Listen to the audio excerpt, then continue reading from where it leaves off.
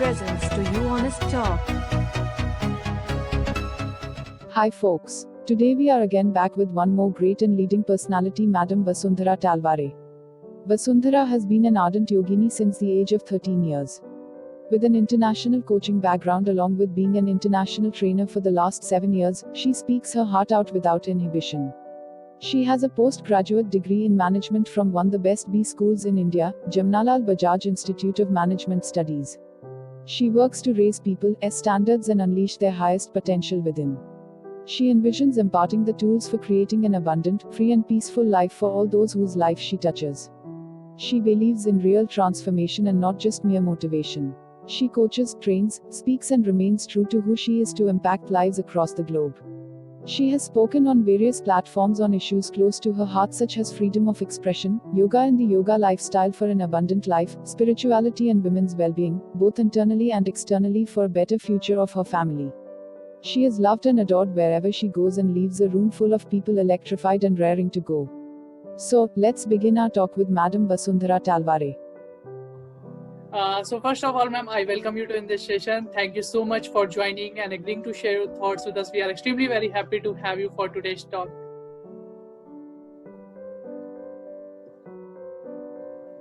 Thank you so much, ma'am. Thank you for inviting me over. Wonderful being here. Thank you so much, ma'am. It's our pleasure.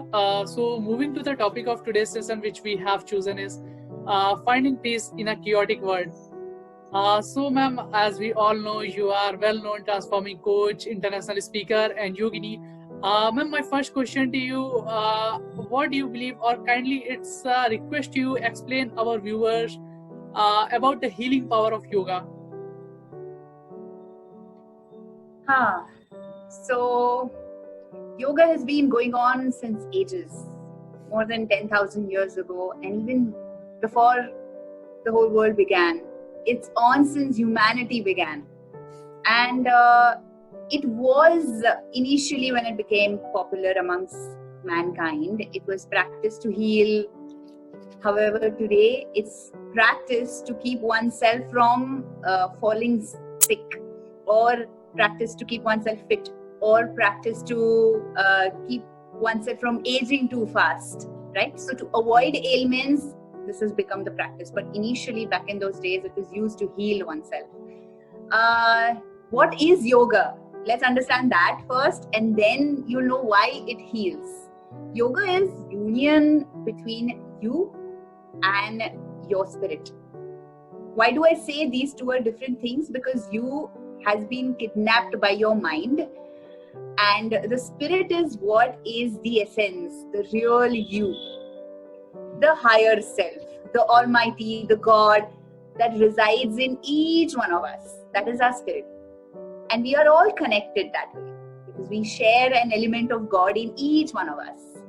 So when we become one with our spirit, in turn, we are becoming one with the universe. In turn, you and I are the same, isn't it? Now, in order for that to happen, you have to clean up a lot of your pasts, right? Your sankharas, your aversions, your cravings. When the dhulai happens, that is when you heal yourself. That is when the dhulai happens at the body level, the physical level.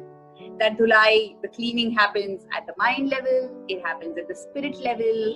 When you become a yogi, you have forgiven everyone, you have only love for everyone, you only eat or even consume in terms of watching, hearing, anything that your senses can grasp. All of that is very sattvic, pure, something that elevates you, and therefore the outcome is but going to be you healed. Not healed, but you elevated and going closer and closer to your spirit, which is what is spirituality. It's a long answer to your question, but I hope I answered it clearly. Yes, ma'am, you have answered very well, explained to our viewers. And I think those viewers who are watching this session, of course, it is going to be much fruitful for them as well. So ma'am, my next question to you, or we have commonly observed that it is very obvious to see that a 12, 13-year boy girl under a depression. Ma'am, my question to you is how yoga benefit and improves mental health? So our body is a manifestation of our thoughts. I repeat, our body, our physical self is a manifestation of our thoughts. And our surrounding is also a manifestation of our thoughts. So what you think is extremely important. And what you think is a choice. It's not key by chance the thoughts are coming into your mind, that you have no control over your mind. No. It's you who decides what to think of and for how long to think of and how repeatedly to think of. So when you choose to think of all the negative things in life, your energies are bound to drop and you're bound to get depressed and worse. But when you choose to think of positive thoughts, you are bound to elevate yourself. What yoga way of living life, and it is not just the asana practice, which is what is understood world over. That is not yoga. It's a small element of yoga. Yoga is a lot more. When you practice the yoga way of living your life, is when your energies surge. And when your energies surge, there's no scope for depression happening, right? The negative thoughts don't have any scope because now you're training your mind. Mind you, you are training your mind to think of all the positive things in life. And that is the yoga way of life. All right, ma'am. And my next question to you: what do you believe? What are the major causes people come under depression and anxiety? What do you believe? What are the major reasons behind it? Good question. There is one major reason for this to happen. That is comparison. That's all. People unnecessarily get into comparing themselves with somebody else. Don't you all agree that every person is unique, isn't it? Absolutely. You were born to two different individuals. You came into a family, a background, a surrounding which is unique to you. You were gifted a certain mindset, a certain type of body, which of course is a manifestation of how you think also. But you were granted a certain look that is unique to you. You were granted some gifts that are unique to you. You are granted with a certain pace at which you are going to progress, which is unique to you. Why then compare with anybody else? The minute you start comparing, that's where all the negative stuff comes into the picture. Jealousy crops in, gossiping crops in, negativity crops in, insecurity crops in. And once that takes over, then is when expectations, then I'm doing this, I should get so much in return. I'm, say for example, I'm doing this interview, I should get so much in return. Why?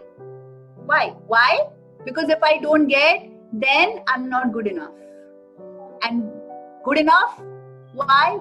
According to whom? According to somebody else's standards. And that comes from comparison. Good enough in comparison to whom? Once you drop the comparison bit, you are the most happy soul on this planet. You compare yourself with only yourself. How were you yesterday? Are you less angry? Or are you more angry? Are you more informed? Have you finished 2 pages of your book that you were supposed to, you promised and committed to read? Are you a better writer? Maybe if you are in writing. Are you a better speaker? If you are a speaker. Your comparison has to be with your own self. That's the trick to happiness. All right, ma'am. Again, very beautifully, you have explained the major cause behind this serious problem, depression and anxiety. And the one point which you mentioned, and I like the most, is that we have to learn the way we have to compare ourselves only. Don't have to compare from other things, our surroundings and other.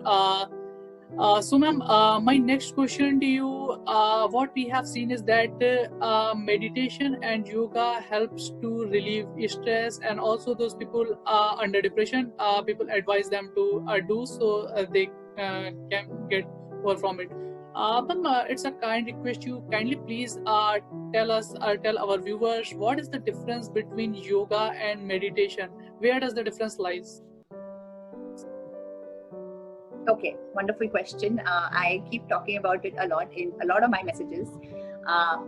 Meditation is a part of yoga. Yoga is an umbrella term. It starts with your yama, which is things you should not do. Niyama, which is things you must do.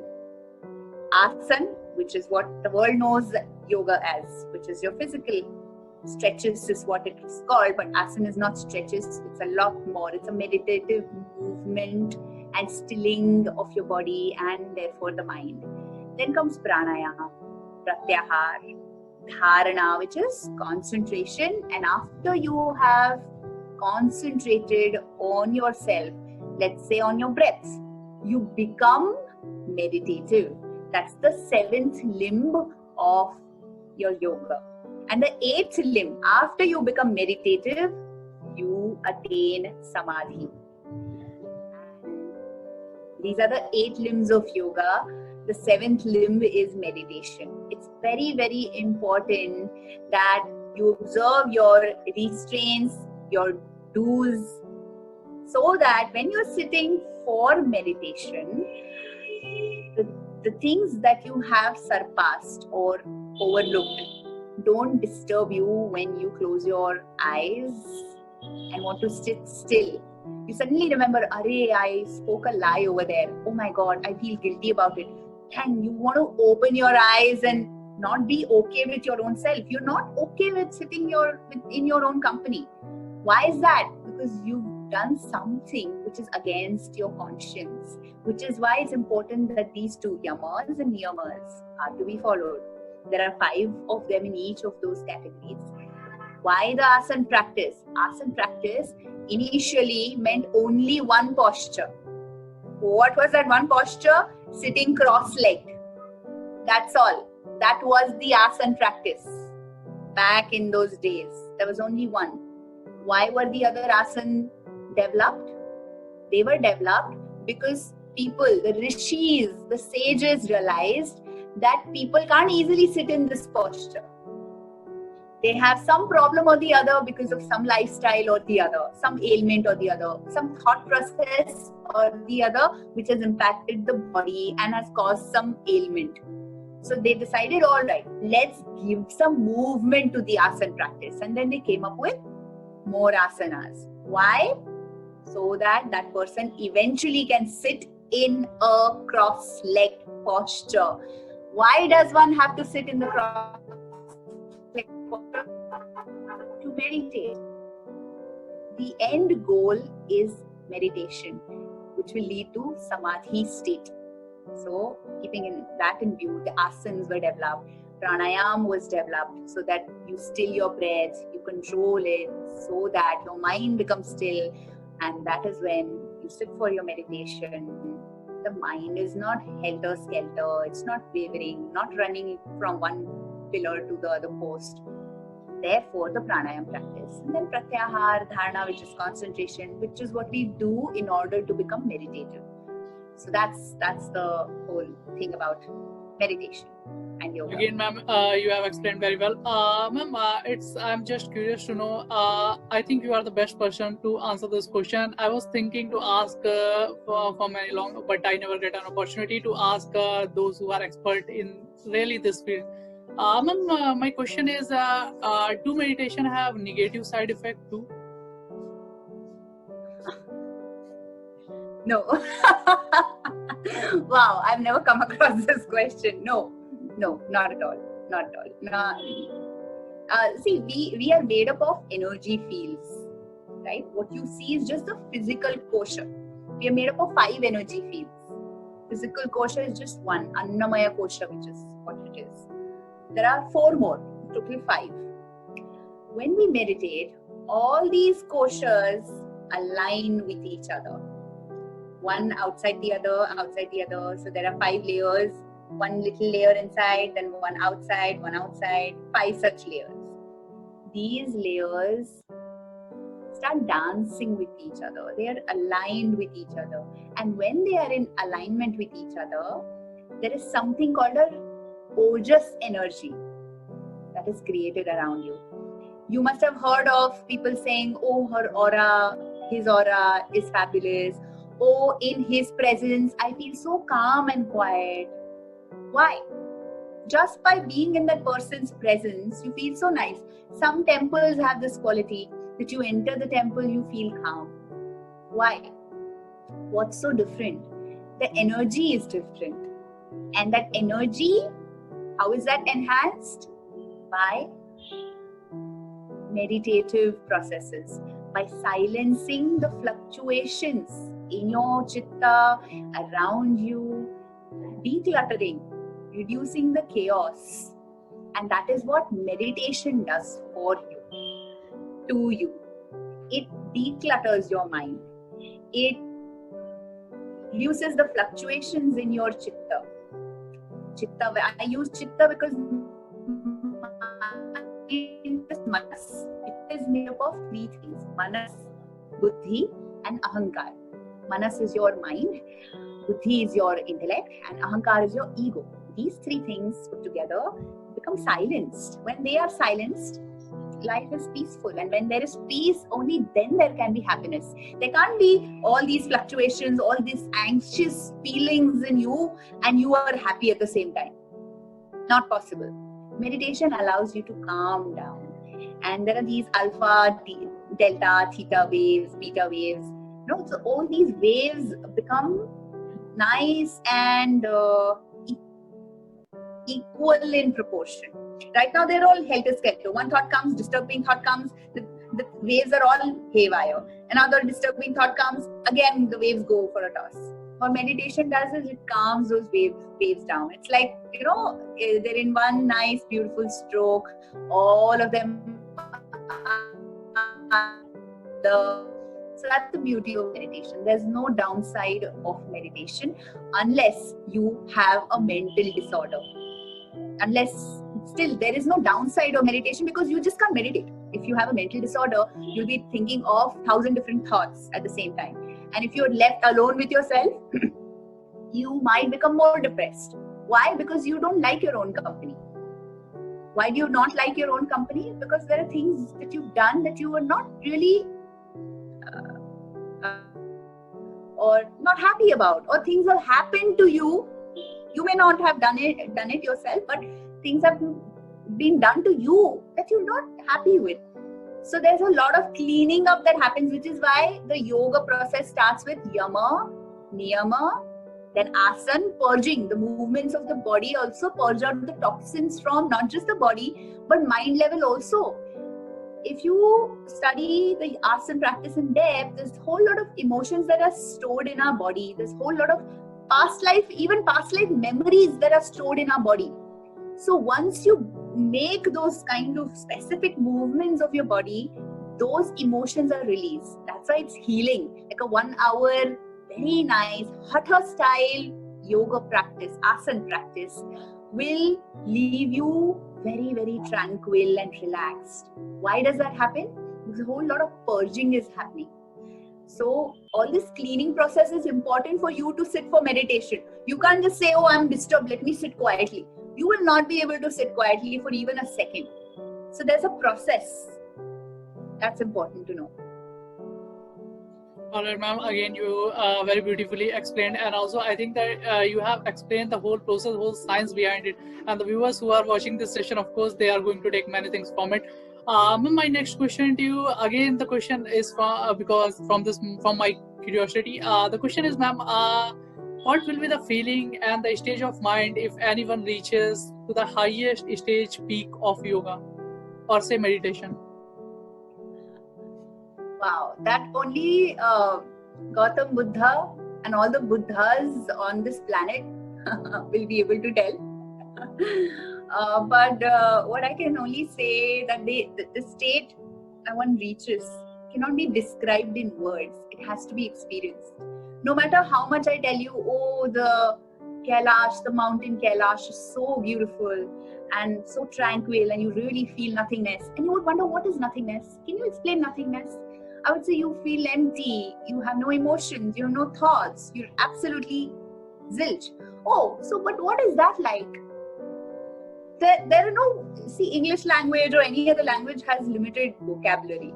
Some experiences can't be explained. So similarly, if I describe Himalayas to you, or a beautiful garden that one might have seen, or the smell of a flower, it can't be explained. It's very pure, it's very beautiful, and like I said, in a few words, you drop all your ego, all your identity. It's just a beautiful ball of bliss in that state, and that's all I'll say. Indeed, ma'am. Ma'am, my next question to you, could you please share some interesting fact about meditation, or just share some experience of meditation of yours? So I have been looking for the best kind of meditation for me for a long time, since I was in my teens. I was first introduced to a Sahaj Yoga kind of a meditation, where we used to meditate on each of our chakras and do stuff to awaken our Kundalini and raise the Kundalini through our chakras and all those kind of stuff. But I never really felt meditative, in doing all of that. There was a lot of effort put in, the all kinds of chants we used to do, but that was not the answer. And this was when I was 15 or 14 years old. I was in 8th grade. That's when I got into it. Did that for around 4.5 years. Then I got out of it. I was like, this is not making sense. Learned a lot, of course, grew a lot. I knew about chakras way back, like in my teens. Then I went into transcendental meditation. Then I had a doubt. Is somebody else giving me a mantra to chant in my mind? What if he's made a mistake? What if he didn't gauge me well? And what if I keep chanting the wrong mantra for the rest of my life and not reach the ultimate goal, which is salvation, which is ultimate freedom, right? And that's why I gave that up as well. Then I got into art of living, then Tratak, and a whole lot of things I explored, and that's when I got into Vipassana. My first Vipassana I did was in 2008. When I quit my job with Intel Technologies, came back to my home to join my family business, and that's when I said, now I must do it, because it's right next door from where I stay, Igatpuri. I think it's the oldest center in the world, the very first one. And I said, I must. It'll be a shame if I don't, because people from all over the world come here for 10 days to do the silent retreat, and if I don't, then so I enrolled myself and I did my first retreat, and I found my answer. I found the paths that I wanted to walk on. So beautiful, focusing on the pureness of the breath, focusing on the sensations of the body and all 5 koshas. I understand this even more and more as I go deeper in the yoga way of living life. What they are doing is actually sensing all 5 koshas, starting from the outer kosha. Because if the mind is subtle, if the mind is what's the opposite of subtle? I forgot. Gross. If the mind is gross, then a gross mind grasps gross things. It can absorb gross things. So gross mind absorbs or senses gross body. A subtle mind, subtler you become, subtler the sensations it will grasp. So I'm amazed with how beautifully this meditation, this type of meditation is developed and is so pure. You don't have to chant a mantra, you don't have to imagine things, you don't have to awaken things, they get awakened on its own. You just be, and being is so effortless. Doing is effort, being is so pure, and I found my answer. So my experience with Vipassana has been beautiful. My first experience, I experienced the best, and every other experience was that of a comparison, which is where I made a mistake. Second time I went, I go there every year for 10 days. This year I wanted to go for 20 days for the first time. I applied twice, got rejected, got accepted third time, and but it's a long process. Every year I go for 10 days, and every year I say no, the very first experience was the best. And that's exactly what Vipassana or the meditation doesn't want us to do. If you don't compare, just be. It's really very great to listen from you, ma'am, all your journey. And I think it's a kind of our privilege that you are sharing all these things in our channel. And the kind of energy you brought into this episode, I think it is really very, very inspiring for all of us. Ma'am, I don't want to take you much time. So moving to my last question of this session, the question is, ma'am, if someone want to begin with meditation, then what will be your advice how he should begin? The best is go enroll yourself for Vipassana. It's a 10-day retreat. Sign up for it. Since it's COVID, it's not happening. But in the very first opportunity you get, please sign up. They have centers all over the world. They have centers in every city in India, more or less everywhere in the world. So just look it up, Google, you'll find it. And I also take up meditation camps, so you can look me up, and I'll be most happy to take you through the basics of meditation. Thank you so much, ma'am. It was, I think, a healthy discussion with you on the topic, and we look forward to conduct more sessions with you. And thank you, most importantly, giving your important time. Thank you so much, ma'am. Thank you. Thank you for having me. Thank you so much, ma'am. Thanks for watching. Please like, share and subscribe.